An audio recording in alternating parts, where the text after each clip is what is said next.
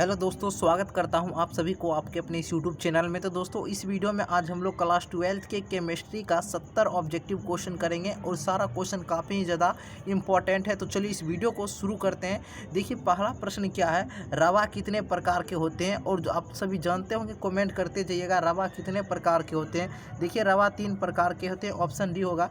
दूसरा देखिए, H2O बर्फ में किस प्रकार के अपबंध पाए जाते हैं? H2O में किस प्रकार के अपबंध पाए जाते हैं? तो हाइड्रोजन बॉन्ड पाया जाता है। ठीक है, हाइड्रोजन बॉन्ड। चलिए अगला है, एक फैराडे विद्युत कितने कूलम्ब के बराबर होता है? एक फैराडे विद्युत कितने कूलम्ब के बराबर होता है? देखिए 96,500 कूलम्ब के बराबर होता है। ठीक है, 96,500 कूलम्ब के, और क्वेश्चन पूछा गया है। ठीक है, देखिए चौथा नंबर क्वेश्चन है, प्रतिरोध के प्रतिलोम को कहते हैं।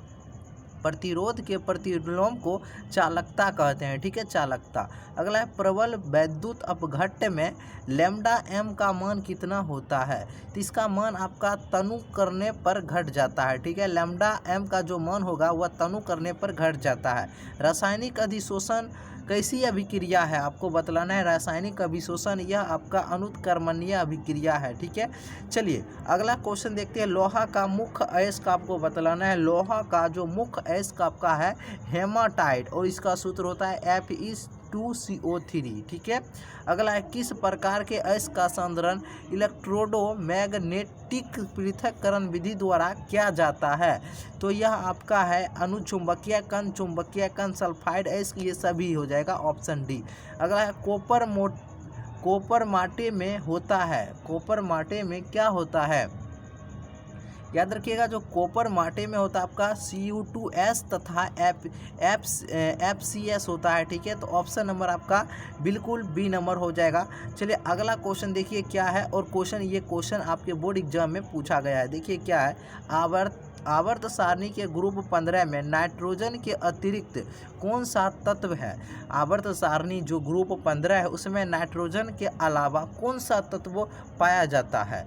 तो यह आपका है ये फास्फोरस, ऑप्शन बी हो जाएगा। अगला, डी ब्लॉक के तत्व को दूसरे किस नाम से जाना जाता है? देखिए, डी ब्लॉक के तत्व को संक्रमण तत्व भी कहते हैं, तो ऑप्शन नंबर बिल्कुल ए हो जाएगा। अगला है, जिंक है एक। जिंक है एक, तो यह आपका है ये सामान्य तत्व। जिंक है एक सामान्य तत्व। चलिए अगला है, Mn एक ऑक्सीकारक है खाली डी कक्षक के कारण। ठीक है, खाली डी कक्षक के कारण यह ऑक्सीकारक है। अगला है, देखिए K2 यहाँ कर लीजिएगा, K2ZnOH को फोड़, इसका आयुपेक नाम क्या होगा? इसका आयुपेक नाम आपका है पोटेशियम हाइड्रोक्सो जिंकेट 2। ठीक है, इसका आपका आयुपेक नाम होगा। सबसे पहले आपको ऑक्सीडेशन नंबर निकालना होगा, और ऑक्सीकरण संख्या आपका 2 आएगा। इसको सबसे लास्ट में लिखते हैं, उसके बाद निकाल लेने के बाद पहले इसको नाम लिखते हैं, फिर इसको इसका 4 को कहते हैं टेट्रा, फिर जिंक को लिखेंगे, और उसके बाद आपका ये हो जाएगा।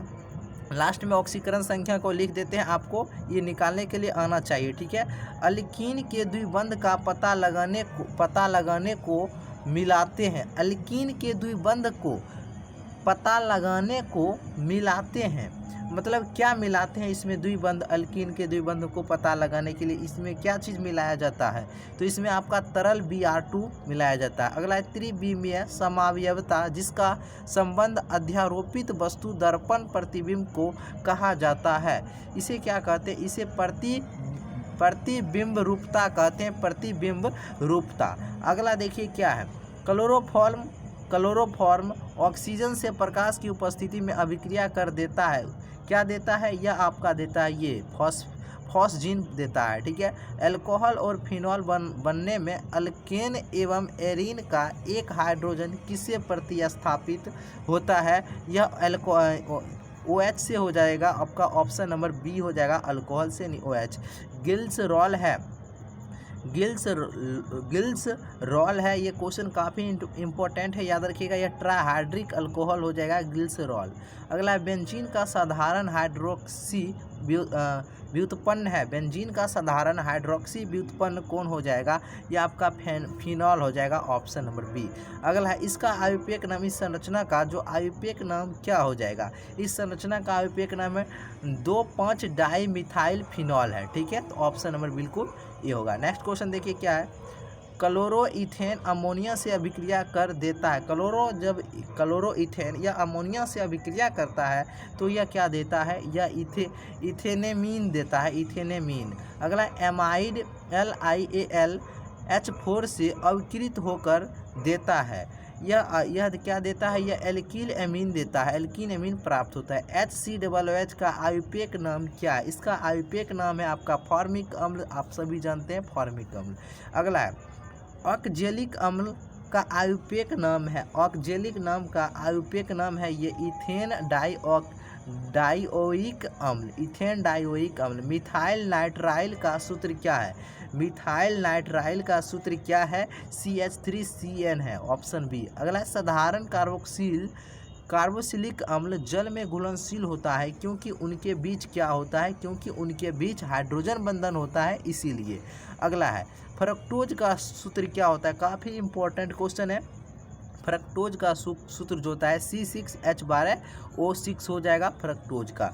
अगला देखिए कार्बोहाइड्रेट जो जलांशित हो रहा है, जलांशित कर लीजिए, जलांशित होकर 3 से 10 मोनोसेकेराइड बनाता है, उसे क्या कहते हैं? उसे कहते हैं ऑलिगोसेकेराइड। ठीक है, ऑलिगोसेकेराइड। अमीनो अम्ल में 2 सक्रिय मूलक होते हैं, पहला COOH और दूसरा क्या होते हैं? अब आपको दूसरा का नाम बताना है तो दूसरा आपका होता है एमीन ग्रुप, NH2 हो जाएगा, एमीन। अगला है अल्फा अमीनो अम्ल के पॉलीमर को कहते हैं, अल्फा अमीनो अम्ल के पॉलीमर को क्या कहते हैं? प्रोटीन कहते हैं। पॉलीथीन किसका बहुलक है? पॉलीथीन किसका बहुलक है? इथीन का बहुलक है। रबर स्टार्च सेल्यूलोज एवं प्रोटीन है, रबर स्टार्च सेल्यूलोज एवं प्रोटीन यह क्या है? तो यह आपका प्राकृतिक पॉलीमर हो जाएगा, ऑप्शन बी। अगला देखिए ब्यूनो N तथा ब्यूनो S एक प्रकार का संश्लेषित रबर है, याद रखिएगा। ज्वर को कम करने के लिए प्रयुक्त दवा का नाम क्या है? ज्वर को कम करने के लिए तो ज्वरहारी यानी ज्वरनाशी, ऑप्शन सी। सोलर सेल में उपयोग किए जाने वाले पदार्थ में होता है, इसमें क्या होता है? इसमें आपका सिलिकॉन होता है, SI हो जाएगा, ऑप्शन नंबर बी। अगला है कैल्शियम फ्लोराइड यानी CaF2 के संरचना में धनायन तथा ऋणायन का कोऑर्डिनेशन संख्या क्रमशः होता है, इसका होता है 8 तथा 4। निम्नलिखित में कौन अनुसंख्य गुण नहीं है? कौन अनुसंख्यक गुणधर्म, सही से कर लीजिएगा, कौन अनुसंख्यक गुणधर्म इसमें से नहीं है? तो यह आपका वाष्प दाब नहीं है, ऑप्शन। बाकी बाद ये तीनों आपका अनुसंख्यक गुणधर्म है। ठीक है, अगला देखिए क्या है। एक घोल जिनमें 6 ग्राम यूरिया 90 ग्राम जल में उपस्थित है, उसका वाष्प दाब अपेक्षित अवनमन निम्नलिखित में किसके बराबर हो जाएगा? किसके बराबर होगा? ये आपका 0.02 के बराबर हो जाएगा। ठीक है, निम्न में से कौन लेंथेनोइड अनुचुंबकीय है? लेंथेनोइड अनुचुंबकीय ये आपका EU2+ हो जाएगा, option number C number. Next question क्या है? विशिष्ट चालकता की इकाई क्या है? अब आपको बतलाना है विशिष्ट चालकता की इकाई क्या होगा। तो इसकी इकाई आपका है ओम मीटर इनवर्स सेंटीमीटर इनवर्स हो जाएगा, ऑप्शन सी। निम्नलिखित में कौन जलीय माध्यम में रंगहीन घोल बनाता है? तो यह आपका ये है Sc3+ यानी Cgm3+ हो जाएगा, option number D. 5% cane sugar अनुभार 342 X के 1% घोल के साथ आइसोटोनिक है, X का अनुभार निकालना है। इसका अनुभार सिंपल है, निकाल लीजिए कितना 68.4 आ जाएगा। ठीक है, ऑप्शन नंबर सी। अगला आइसोटोनिक सॉल्यूशन वे होते हैं जिनके बराबर क्या होते हैं? तो जिनके बराबर होते हैं ऑस्मोटिक। ठीक है, ऑस्मोटिक, ऑप्शन नंबर ए हो जाएगा। 0.1 मोलल NO2 घोल का 1/2 गुणांक 2.474 है, तो विघटन स्तर इसका पूछ रहा है। इसका जो विघटन स्तर हो जाएगा ये 87% होगा। एक जलीय घोल का हिमांक -0.186 डिग्री सेल्सियस है। अगर KF बराबर 1.86 और KB का मान 0.512 है तो इस जलीय घोल का क्वथनांक उन्नयन क्या होगा? इसका क्वथनांक का उन्नयन 0.0512 आ जाएगा। ठीक है, क्वथनांक में उन्नयन। अगला है, अगर n घोल पदार्थ के घोल मोल की संख्या तथा n घोलक के मोल की संख्या है तो घोल के मोल प्रभाज क्या होगा? मोल प्रभाज हो जाएगा n बट्टे N plus n। Option number बिल्कुल बी होगा। परमाणु द्रव्यमान बराबर होता है। परमाणु द्रव्यमान बराबर क्या होता है? परमाणु द्रव्यमान बराबर क्या होता है? परमाणु के न्यूट्रॉनों की संख्या और प्रोटॉनों के संख्या के योगफल के। ऑप्शन नंबर सी मार सकते हैं। ठीक है, ऑप्शन नंबर बिल्कुल सी नंबर होगा। अगला है, 1 लीटर बिलियन में उपस्थित विलय के ग्राम समतुल्यांकों की संख्या को क्या कहते हैं?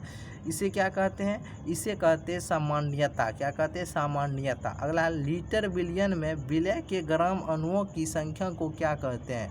तो इसे कहते हैं मोलरता। मोलरता। 1 लीटर बिलियन में उपस्थित विलय के मोलों की संख्या को मोलरता कहते हैं। अगला है, 27 डिग्री सेल्सियस पर 18 ग्राम प्रति लीटर वाले ग्लूकोज बिलियन का परिसारिक दाब 2.46 वायुमंडल है। ग्लूकोज का अनुभार इसमें कितना हो जाएगा? अनुभार ही हो जाएगा 180 हो जाएगा। निम्नलिखित में से कौन सही है? KP बराबर बताना इनमें से कौन सा सही है। तो यह आपका जो भी ऑप्शन नंबर बी लगा रहे हैं, K बराबर P0 माइनस P बट्टे P0, बिल्कुल ऑप्शन नंबर बिल्कुल सही उत्तर हो जाएगा। अगला देखते हैं क्या है। अगला क्वेश्चन है यूरिया। यूरिया अनुभार आपका दिया है 60 ग्राम मोल इनवर्स का 1 बिलियन 100.18 डिग्री सेल्सियस तथा वायुमंडलीय दाब पर उबलता है। यदि KF तथा KB जल के लिए क्रमशः 1.86 तथा 0.512 किलो kg मोल इन्वर्स हो तो बिलियन कितने ताप पर जमेगा? तो यह जमेगा ये आपका -0.654 डिग्री सेल्सियस पर। नेक्स्ट है क्या है? 1 मोलल जलीय विलयन में विलय का मोल प्रभाज कितना हो जाएगा? विलय का मोल प्रभाज 0.018 होगा। 1 मोल पोटेशियम आयोडीन विलयन के क्षारीय माध्यम में KMnO4 के कितने मोल अपचयित होंगे? तो इसमें आपका 1 मोल अपचयित हो जाएगा। चलिए अगला क्वेश्चन देखते हैं क्या है। 2 द्रव्यों P तथा Q के वाष्प दाब क्रमशः 80 तथा 60 टोर है। 3 मोल P तथा 2 मोल Q को मिलाकर बनाए गए विलयन का कुल वाष्प दाब कितना हो जाएगा? तो इसका कुल जो वाष्प दाब हो जाएगा 72 टोर हो जाएगा आपका। हिमांक का अवनमन स्थिरांक बराबर क्या हो जाएगा? हिमांक का अवनमन स्थिरांक। अब देखिए इस चारों ऑप्शन को पढ़िए और क्या मार रहे हैं आंसर। बिल्कुल सभी विलायकों के लिए स्थिर होता है। ठीक है, तो ऑप्शन नंबर बिल्कुल ए हो जाएगा। हिमांक के अवनमन की विधि का उपयोग किस प्रकार के पदार्थों के अनुभार निर्धारण में किया जाता है? तो ये आपका हो जाएगा बिल्कुल ऑप्शन नंबर डी,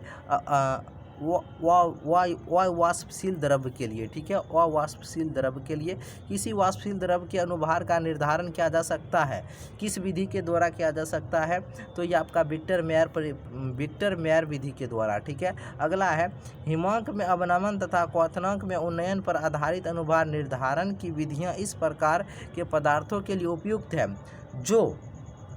जो क्या होता है? जो आपका अवाष्पशील और विद्युत विच्छेद है। ठीक है, ऑप्शन नंबर बिल्कुल सी हो जाएगा। नया क्वेश्चन आपको देखने को मिल रहा होगा। हिमांक के अवनमन विधि द्वारा अनुभार निकालने की विधि को क्या कहते हैं? एक बार आप लोग सही से देख लीजिए, क्रायोस्कोपिक कहते हैं। ऑप्शन नंबर बिल्कुल ए हो जाएगा। घोलक की अपेक्षा घोल के हिमांक का मान, घोलक की अपेक्षा घोल के हिमांक का मान क्या होता है? बहुत कम होता है। ऑप्शन नंबर बिल्कुल जो है कम होता है। किसी तनु विलयन के क्वथनांक में उन्नयन होता है, तो उन्नयन आपका होता है सांद्रण के समानुपाती। राउल्ट के नियम के अनुसार टीवी बराबर दिया है, जहां के का मान आपको केबी, जहाँ केबी कहलाता है, यहाँ पर केबी को क्या कहते हैं जब आपको पढ़ाया गया तो इसे उन्नयन स्थिरांक कहा जाता है। ऑप्शन नंबर बी हो जाएगा।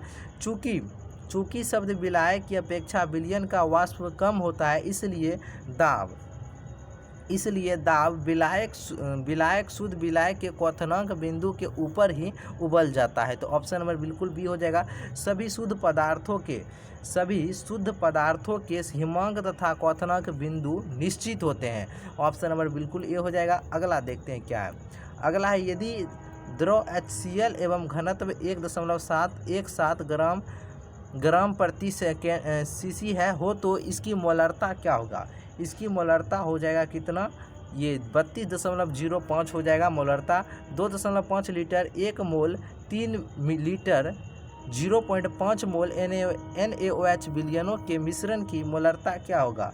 इसकी मोलरता आपका 0.73 मोलर हो जाएगा। अब देखिए, किसी विलयन का वाष्प दाब होता है, किसी विलयन का वाष्प दाब शुद्ध विलायक के वाष्प दाब से कम होता है। Option B,